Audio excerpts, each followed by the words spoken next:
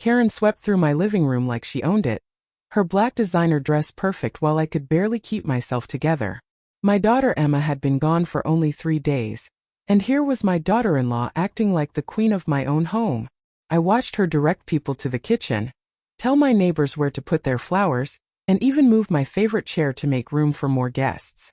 My hands shook as I held my coffee cup. Everyone kept saying how sorry they were, but their words felt far away. Emma should have been here, laughing and making everyone feel welcome. Instead, I had Karen treating my house like her personal event space. "Mom, we need to talk." Karen's voice cut through my thoughts. She grabbed my arm and pulled me toward the kitchen. The way she said "Mom" sounded different now. Cold, like she was reading from a script. I followed her, my legs feeling weak. The kitchen still smelled like the cookies Emma and I made last weekend. She had been so excited about finally getting pregnant. We spent hours talking about baby names and painting the nursery. Now those dreams felt like they happened to someone else. Karen closed the kitchen door behind us. Through the window, I could see my son Mike talking to his cousin by the flower garden. He looked lost, like a little boy again. My heart broke for him too. "I know this is hard," Karen began, but her voice didn't sound sorry at all. "Mike and I have been talking about what happens next." What happens next? Emma was buried yesterday, and Karen was already making plans. I set my coffee cup down because my hands wouldn't stop shaking. "This house is too big for just you," she continued. Her eyes looked around my kitchen like she was measuring it. "You can't take care of it alone, and you can't afford it on your teacher's money." I felt like someone had punched me in the stomach. This was my home. Emma grew up here. She took her first steps right where Karen was standing. She brought Mike home to meet me at this very table. "What are you trying to say?" I asked, though I was afraid I already knew. Karen smiled, but it wasn't a real smile. It was the same fake smile she wore at every family dinner when she thought nobody was watching. "I'm saying it's time for you to move somewhere more suitable.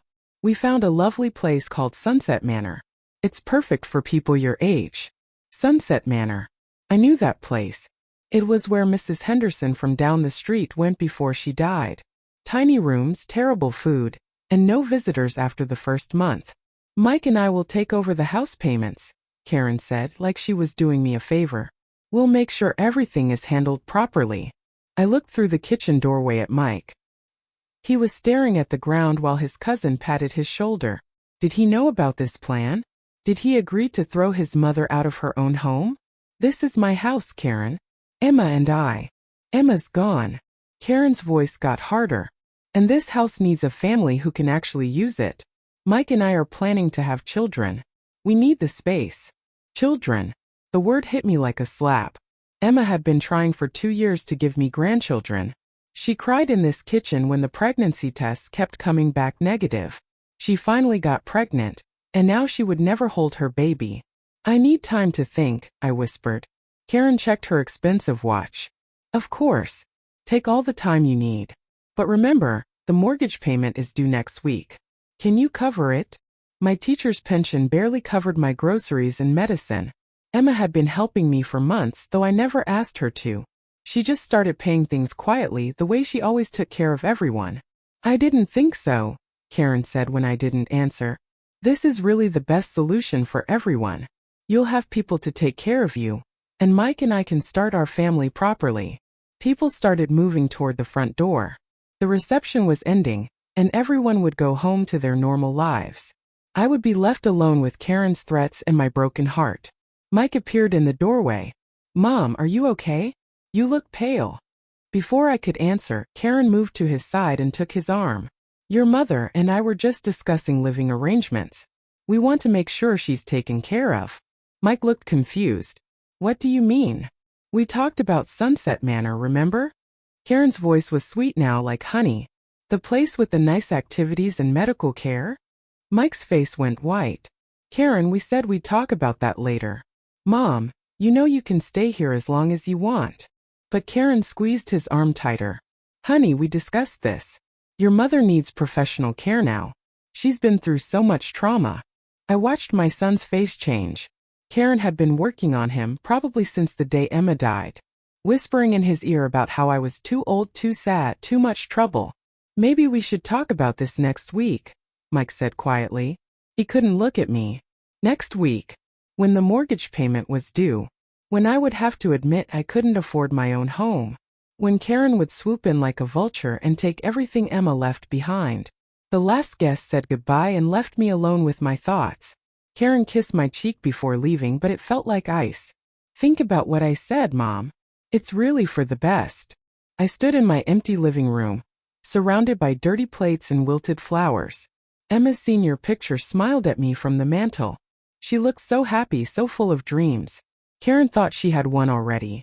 She thought I was just a broken old woman who would give up without a fight. But she didn't know me at all. She didn't know that Emma had taught me to be strong, to stand up for what was right. I had raised a daughter who became a nurse to help people. Emma never backed down from bullies, and neither would I. Karen wanted my house? She was going to have to take it from me the hard way. I walked to Emma's old room and sat on her bed. Tomorrow I would start fighting back. Tonight I would plan. Act 2. The lawyer's office smelled like old books and expensive cologne. I sat across from Mr. Peterson, Karen's lawyer, feeling like I was in a courtroom already. Karen wore a navy business suit that probably cost more than my monthly pension. Mike sat beside her, fidgeting with his wedding ring and staring at the floor. Mrs. Rodriguez, thank you for coming, Peterson said, spreading papers across his mahogany desk like he was dealing cards. I'm sure this is difficult, but we need to address the financial situation regarding your property. My heart started beating faster. Property? He made my home sound like just another business deal. Karen leaned forward, her perfectly painted nails tapping the table. We want to handle this quietly, without involving courts or complicated legal proceedings. That sounded like a threat wrapped in silk. Peterson pulled out a thick folder. According to our records, your daughter and son-in-law have been making mortgage payments on your home for the past 18 months. The room started spinning. Emma had been paying my mortgage? She never told me.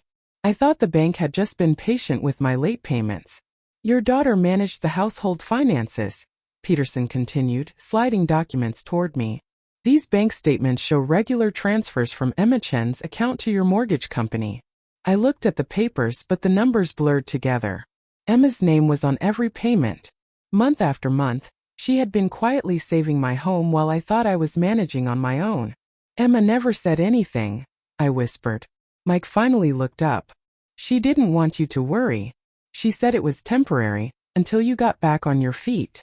But I would never get back on my feet now. My teacher's pension was all I had, and it wasn't enough. Without Emma, I was drowning. Karen's voice cut through my thoughts. The problem is, we can't afford to make payments on 2 houses. Mike's salary barely covers our apartment and car payments. I looked at my son-in-law. Mike worked at the hardware store downtown, the same job he'd had since high school. Emma had been the one with the good nursing job, the steady income, the plans for their future. We have 3 options, Peterson said, counting on his fingers. Option 1. You take over the mortgage payments yourself. We all knew that was impossible. Option 2. We put the house on the market and split the profits after paying off the loan. My chest felt tight. Sell Emma's childhood home to strangers who would paint over her height marks on the closet door, and tear down the treehouse we built together. Option 3. You sign the deed over to Mr. and Mrs. Chun, and they allow you to remain in the home as their guest. As their guest. In my own house. Karen smiled her fake smile again. We think option 3 is the most generous. You could have the guest bedroom, and we'd take care of all the bills and maintenance. The guest bedroom was tiny, with one small window that faced the alley. Emma used to call it the punishment room when she was grounded as a teenager. I need to think about this, I said. Peterson checked his gold watch. I'm afraid time is a luxury we don't have. The next mortgage payment is due in 5 days. If it's not paid, the bank will start foreclosure proceedings. 5 days. Karen had planned this perfectly, waiting until I was at my weakest moment to spring her trap. What happens if I can't decide in time? I asked. Karen and Peterson exchanged a look. Then the decision gets made for you, Peterson said.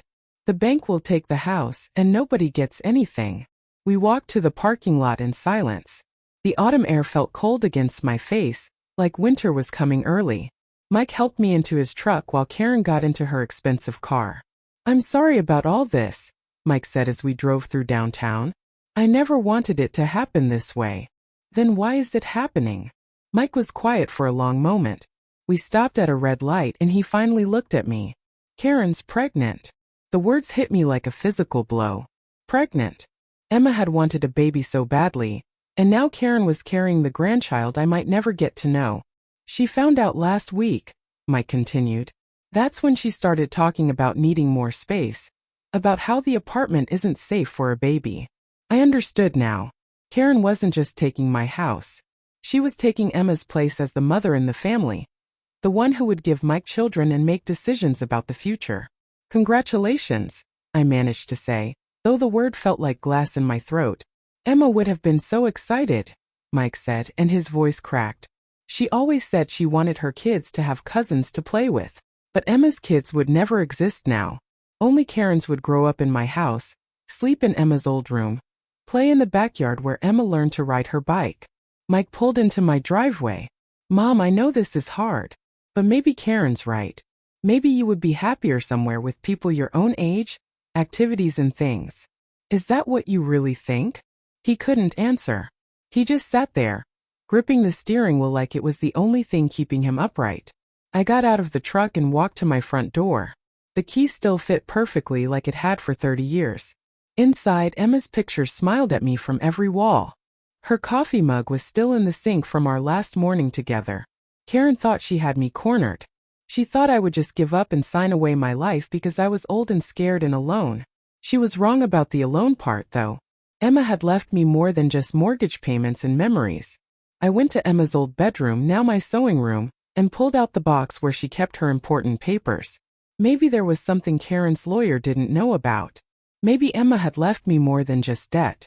At the bottom of the box, under old report cards and college transcripts, I found something that made my hands shake. A sealed envelope with my name written in Emma's careful handwriting. For Mom, open only if something happens to me. My daughter had been planning for this moment. Even from beyond the grave, she was still taking care of me. Act 3. I tore open Emma's letter with shaking fingers. The paper was thick and expensive, like the stationery she used for special occasions. Her handwriting was careful and neat, the way she wrote when something was really important. Mom, if you're reading this, something terrible has happened to me. Don't panic. I planned for this day because I love you too much to leave you helpless. My heart pounded as I read her words. Emma had known something might happen? How could she have known? Karen has been planning to take our house for months. I found emails on Mike's computer when I was helping him with his taxes. She thinks I don't know, but I've been watching and waiting. I had to sit down.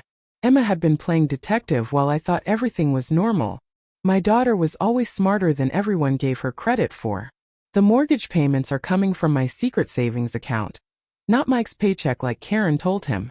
I never told Mike the truth because I didn't want him to feel bad about not making enough money. So Mike didn't even know where the payments were really coming from. Karen had been lying to everyone, including her own husband. Check the blue folder in my desk drawer. I made copies of everything: Karen's emails, bank records, and something else that will shock you. I rushed to Emma's old desk in the corner of the sewing room.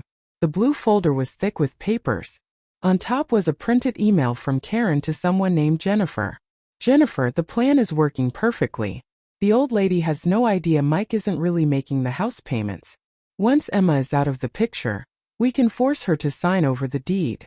Mike is too weak to stop me, and his mother is too old to fight back. This house is worth at least $400,000. We'll finally have the life we deserve. Out of the picture. Karen had written that email 3 months ago, when Emma was still alive and healthy. She had been planning this before the accident even happened. My hands shook as I read the next email, this one from Jennifer back to Karen. Are you sure Mike doesn't know what you're doing? What if he finds out you've been lying about the mortgage payments? Karen's response made my blood run cold. Mike believes whatever I tell him. He's so guilty about not making enough money that he'll believe anything. And if the old lady tries to cause trouble, I have other ways to handle her. Other ways to handle me. What did that mean? I kept reading through the stack of papers. Bank statements showing Emma's payments going back 2 years. Not 18 months like Karen's lawyer had said. Property records showing that the house was still completely in my name. with no legal claims from Mike or Karen. Insurance documents that I didn't understand but looked important. At the bottom of the folder was a small digital recorder and another note from Emma. Mom, press play. I recorded this conversation last month when Karen thought I was asleep upstairs. I pressed the play button with trembling fingers. The sound quality was fuzzy, but I could hear voices clearly. Karen's voice. She's getting old, Jennifer. How long can she really last? And if something happens to Emma, Mike will need me more than ever. He won't question anything I tell him.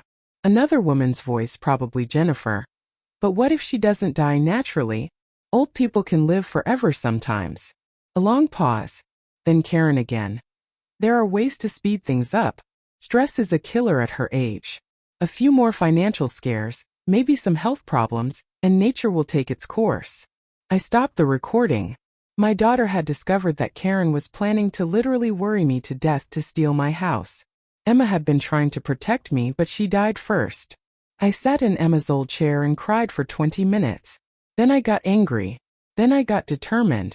I called Mrs. Patterson, my lawyer friend from church. She was retired but still sharp as a tack. Margaret, I need your help. Can you come over tonight? Bring your reading glasses and your meanest legal brain. 2 hours later, Mrs. Patterson sat at my kitchen table reading through Emma's evidence. She kept shaking her head and making angry clicking sounds with her tongue. This is elder abuse, pure and simple, she said finally. And this recording could be evidence of conspiracy to commit fraud. What does that mean in regular words? It means Karen could go to jail if we play this right. But we need to be smart about it. She's already gotten her lawyer involved, and she thinks she's won. Mrs. Patterson pulled out her phone and made notes as she talked. First thing tomorrow, I'm filing papers to establish that you are the sole legal owner of this property. Then we're going to the police with this recording. What about Mike? He's going to be caught in the middle. Mike is a victim too, Margaret. His wife has been lying to him about everything. When he finds out the truth, he'll have to choose between his dishonest wife and his family. That night I couldn't sleep. I kept thinking about Emma working so hard to protect me while Karen plotted against us. My daughter had been fighting a war I didn't even know was happening. At 3 in the morning I got up and made coffee. I sat at the kitchen table where Emma used to do her homework and read through all the papers again. Every email, every bank statement, every piece of evidence she had gathered. Karen thought I was just a sad old woman who would roll over and give up. She had no idea that Emma had taught me to be a fighter. She had left me weapons I didn't even know I had. Tomorrow the real battle would begin. But tonight, I felt Emma's presence in every page of her careful planning. My daughter was still taking care of me, still one step ahead of the people who wanted to hurt our family. Karen wanted a war? She was about to get one. Act 4. I invited Karen and Mike for Sunday dinner. Just like Emma and I used to do every week. They had no idea what was coming. Karen arrived wearing designer jeans and carrying a leather folder thick with papers. She looked like she had already won the lottery. I made your favorite pot roast, I said, leading them to the dining room. The table was set with Emma's good china, the dishes we only use for special occasions. Today felt special enough. Mike looked terrible. His eyes were red and puffy like he hadn't slept in days. He kept glancing around the house like he was seeing it for the last time. This smells amazing, Mom, he said, but his voice was flat. Emma always said you made the best pot roast in town. Karen barely looked at the food. She was too busy staring at the walls, probably planning which pictures she would throw away first. So, she said, cutting her meat into tiny pieces, have you thought about our conversation? The papers need to be signed by Wednesday. I smiled and passed the mashed potatoes. Actually, I have some news about the house. Karen practically bounced in her chair. Her fake smile got even bigger. Oh, wonderful. Did you decide to sign the deed over? Or should we start planning the sale? Neither. The word hung in the air like smoke. Karen's smile flickered for just a second. What do you mean, neither? She asked, her voice getting a little sharper. I mean, I've discovered some interesting things about the mortgage payments. It turns out Emma was paying them herself, not Mike. Mike's head snapped up. What? Karen, you told me I was making those payments from my paycheck. Karen's face went white, but she recovered quickly. That's impossible. Mike, Tell her about the automatic payments from your bank account. There are no automatic payments from Mike's account, I said calmly. Emma kept very good records. I placed the blue folder on the table next to the gravy boat. Karen's eyes locked onto it like it was a snake that might bite her. What is that? She whispered. Emma's insurance folder. She was very organized. Mike reached for the folder, but Karen grabbed his wrist. Don't touch that. This old woman is confused about her finances. Grief can make people imagine things. But Mike pulled his hand free and opened the folder. His face changed as he read the first page. Then the second. Then he looked up at his wife like he had never seen her before. Karen, what is this email about getting the house when Emma is out of the picture? I can explain that. And this one about me being too weak to stop you? Karen stood up so fast her chair tipped over. Those emails are fake. She's trying to turn you against me. With Emma's handwriting? I asked quietly. And her computer password? Mike kept reading. His hand started shaking when he got to the bank statements. Karen, these show Emma making payments for 2 whole years. Not 18 months. 2 years. So what? The important thing is that we can't afford to keep making them now that she's gone. But I never made them in the first place. Mike's voice got louder. You told me the money was coming out of my paycheck automatically. You showed me fake bank statements. Karen's mask was starting to slip. I was protecting you from feeling bad about not making enough money. By lying to me? By taking care of our family. I reached into the folder and pulled out the small recorder. Mike, there's something else you need to hear. Don't you dare play that, Karen snapped, but I had already pressed the button. Karen's voice filled the dining room, talking about ways to speed up my death and how long old people could really last. Mike went completely still as he listened to his wife planning my murder. When the recording ended, the silence was so thick you could cut it with a knife. You recorded me? Karen screamed. That's illegal. Actually, it's not, said Mrs. Patterson, stepping out from the kitchen where she had been listening. California is a one-party consent state. As long as one person in the conversation knows about the recording, it's perfectly legal. Karen spun around to face the new voice. Who the hell are you? I'm Mrs. Rodriguez's legal counsel. And you, young lady, are in serious trouble. Mike was still staring at the recorder like it might explode. Karen, did you just say you wanted to kill my mother-in-law? I never said kill. I said stress was bad for old people. You said there were ways to speed things up. I was upset. People say things when they're upset. Mrs. Patterson pulled out her phone and started taking notes. They certainly do. And now we have it all on record. Karen's eyes darted between Mike, Mrs. Patterson, and me. For the first time since I'd known her, she looked scared. This is ridiculous, she said, but her voice was shaking. You can't prove anything. We can prove fraud, Mrs. Patterson said calmly. We can prove elder abuse. We can prove conspiracy. And thanks to your own words, we might be able to prove attempted murder. I never tried to murder anyone. Then what did you mean by speeding things up? Karen opened and closed her mouth like a fish. No words came out. Mike slowly stood up from the table. He walked to the window and stared out at the backyard where Emma used to garden. How long? He asked without turning around. How long what? Karen's voice was getting higher. How long have you been planning this? How long have you been lying to me? Karen tried to go to him, but he stepped away from her touch. Mike, I love you. Everything I did was for us, for our future. What future? Mike turned around, and his face was harder than I had ever seen it. What future can we have that's built on lies and theft and threats? Karen's composure finally cracked completely. Fine. You want the truth? I've been planning this since the day we got married. This house is worth more money than we'll ever see any other way. The room went completely quiet. Even Mrs. Patterson stopped writing. Mike looked at me with tears in his eyes. I'm so sorry. I had no idea. I know you didn't, sweetheart. He looked back at his wife. Get out. Mike, you don't understand. Get out of my mother's house. Act 5.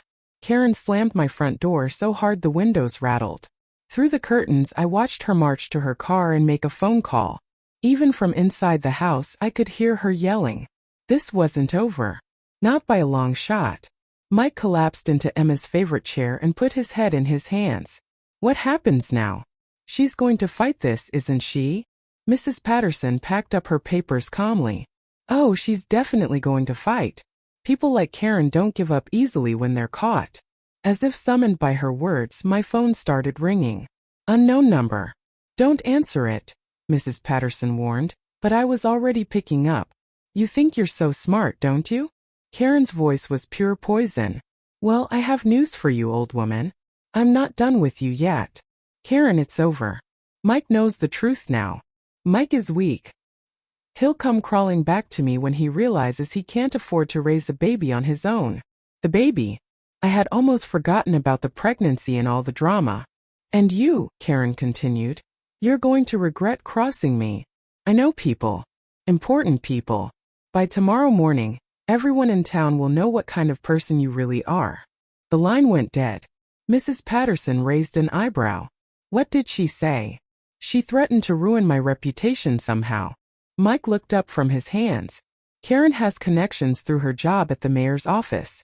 She knows reporters, city council members, all kinds of people. I felt a chill run down my spine. Karen worked as an assistant to Mayor Williams. She had access to information, contacts, and probably favors she could call in.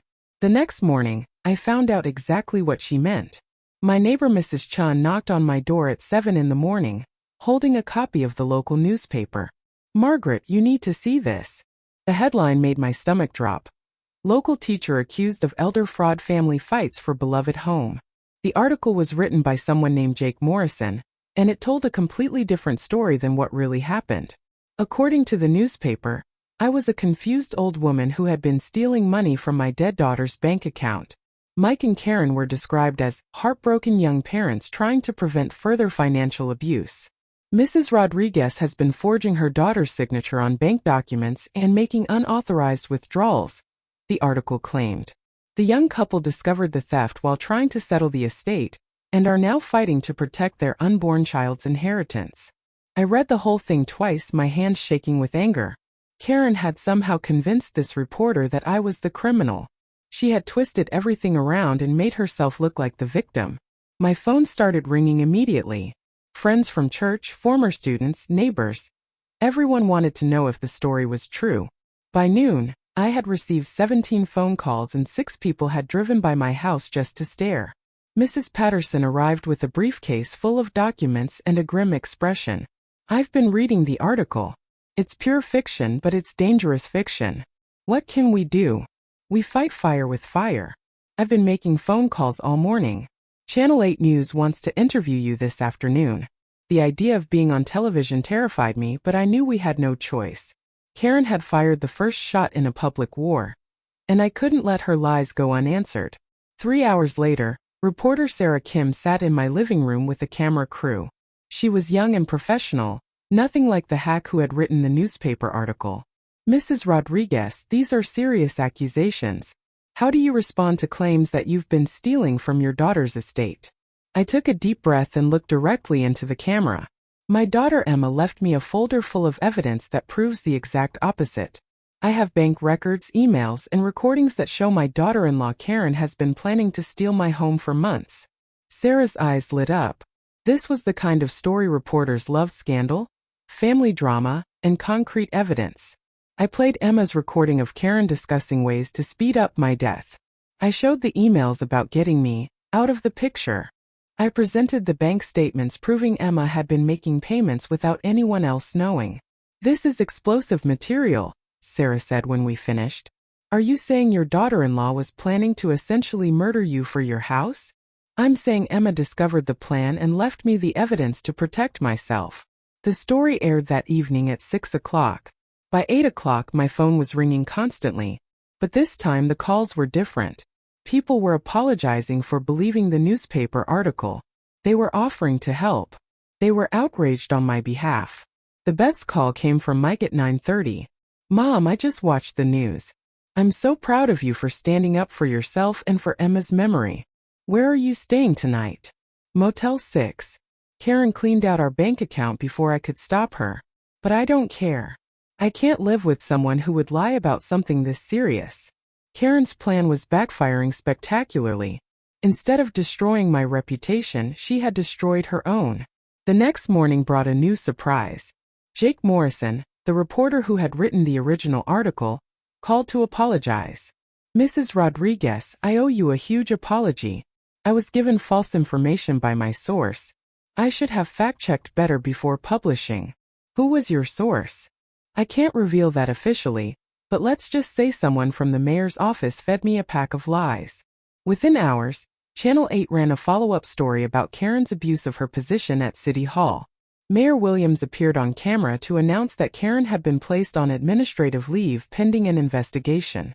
By afternoon, the district attorney's office called Mrs. Patterson. They wanted to review Emma's evidence for possible criminal charges against Karen. I sat on my front porch that evening, watching the sunset paint the sky orange and pink. Emma would have loved seeing justice served this way. She always believed that the truth would win in the end if you fought hard enough for it. Karen had underestimated the power of evidence, the loyalty of a small town, and the determination of a mother protecting her daughter's memory. She was about to learn that some battles shouldn't be started unless you're absolutely sure you can win them. Act 6. Karen burst through my front door without knocking, her face twisted with rage. Her perfect hair was messy, her designer clothes wrinkled, and her eyes looked wild. The woman who had been so calm and controlling just days ago now looked desperate and dangerous. "You destroyed my life," she screamed, pointing a shaking finger at me. "I lost my job. The district attorney wants to press charges. Mike won't even talk to me." I stayed seated in my armchair, keeping my voice steady. "You destroyed your own life with your lies and greed. I was trying to secure a future for my family. By stealing from a grieving widow?" Karen laughed, but it sounded more like a snarl. "You think you've won, don't you? Well, I have one last card to play." My heart started beating faster, but I kept my face calm. Karen in this state was unpredictable. "I'm leaving town tomorrow," she continued, pacing around my living room like a caged animal. "And I'm taking Mike's baby with me. You'll never see your grandchild. Ever." The threat hit me like a punch to the stomach. Emma would never have children now, and this might be my only chance to be a grandmother. "Mike will never let you take his child away. Mike doesn't have a choice. I'm the mother. And once I'm gone, I'll make sure he never finds us." Before I could respond, Mike walked through the front door. He must have seen Karen's car in the driveway. His face was exhausted but determined. "Karen, what are you doing here?" She spun around to face him, her voice becoming sweet and fake again. "Mike, honey, I came to apologize. We can work this out. Think about our baby. Our baby deserves better than a mother who lies and steals. I never stole anything. I was trying to improve our situation." Mike pulled out his phone and showed her the screen. "The district attorney's office called me an hour ago. They're filing charges against you for elder abuse, fraud, and conspiracy. You could go to prison, Karen." Karen's face went white, then red, then white again. "That's impossible. I have rights." "You had rights until you tried to steal someone's house and threaten their life." Mrs. Patterson appeared in the doorway behind Mike. "Actually, Mrs. Chun, you have the right to remain silent. I'd suggest you use it." "Who called you?" Karen demanded. "I did," I said, holding up my phone. "When you threatened to kidnap Mike's baby." Karen realized she was surrounded and outnumbered. Her whole body started shaking with rage. "This isn't over. I'll fight this in court. I'll appeal everything. I'll make your lives miserable." "From prison?" Mrs. Patterson asked calmly. That's when Karen completely lost control. She grabbed Emma's favorite vase from the mantel and threw it at the wall. It shattered into 100 pieces, scattering across the hardwood floor Emma used to polish every Saturday. "Feel better now?" Mike asked quietly. Karen stared at the broken glass, and suddenly all the fight went out of her. She collapsed onto the couch and started crying. But they weren't sad tears. They were angry, frustrated tears of someone who had finally been beaten. "I grew up poor," she whispered, "in a trailer park with no heat and food stamps. I promised myself I'd never be poor again. This house was supposed to be our security." For a moment, I almost felt sorry for her. Almost. "Lots of people grow up poor," I said. "That doesn't give you the right to steal from others." Emma had everything. A loving mother, a beautiful house, a good job. She didn't deserve all of this when I had nothing. Mike stared at his wife like she was a stranger.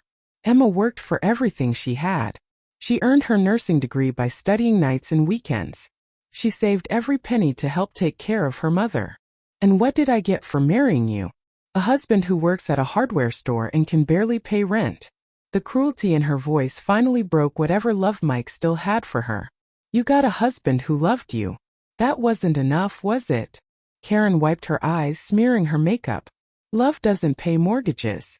No, but honest work does. Something you never learned. 2 police officers knocked on my door 20 minutes later. Mrs. Patterson had called them to escort Karen away and serve her with the criminal charges. Ma'am, you need to come with us, the first officer said gently. Karen stood up slowly, her shoulders slumped in defeat. At the door she turned back one last time. I'm still having Mike's baby. That gives me some power over all of you. Mike's voice was firm and final. You're having my baby, and I'll make sure that child grows up knowing right from wrong. Something you never learned. After the police car disappeared down the street, Mike and I sat in the quiet living room.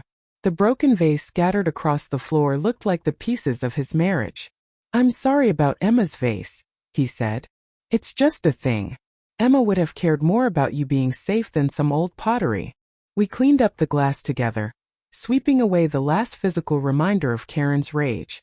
6 months later, Mike moved into Emma's old room while he saved money for his own place. We converted the garage into a nursery, painting the walls soft yellow since we didn't know if the baby would be a boy or girl. Little Emma Sarah was born on a Tuesday in March, with Mike's dark hair and the most beautiful brown eyes I'd ever seen. Karen's parental rights were limited to supervised visits after the court heard all the evidence. She moved to another state and rarely used even those limited visits. Mike and I raised that baby together, telling her stories about her Aunt Emma who had loved her before she was even born. We taught her to be honest, kind, and strong, everything her mother wasn't. Sometimes the best revenge isn't getting even. Sometimes it's just living well and raising the next generation to be better than the people who tried to hurt you. Emma would have been proud of the family we built from the ashes of Karen's greed. Love really does win in the end, but only if you're brave enough to fight for it.